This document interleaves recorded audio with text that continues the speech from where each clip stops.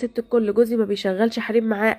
قالت لي لا، ده جوزك هو اللي بيشغلنا وهو اللي بيقول لنا على العناوين اللي بنروحها، وكمان معاه صور وفيديوهات لكل حاجه. انا بيتي هيتخرب، جوزك بيهددني بالصور والفيديوهات اللي معاه، جوزي لو عرف هيطلقني. بقيت واقفه قدامها مصدومه ومش عارفه اعمل ايه، خايفه انطق، حاسه ان انا حد جاب سكينه وحطها في قلبي. طبعا انتوا فهمتوا معنى الكلام اللي هي بتقوله. كل اللي قدرت اقوله لها طب سيبي لي رقم تليفونك وانا هشوف جوزي الدنيا معاه فيها ايه، لو معاه صور ليكي او فيديوهات انا هاخدها منه وهمسحها وانا اللي هطمنك.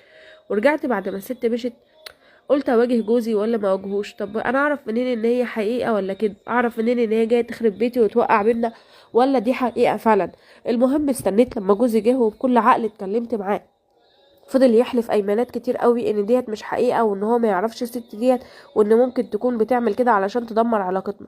انا دلوقتي مش عارفه اعمل ايه، اصدق الست دي ولا اصدق جوزي؟ بقول لنفسي صدقي جوزك وعيشي، بس خايفه.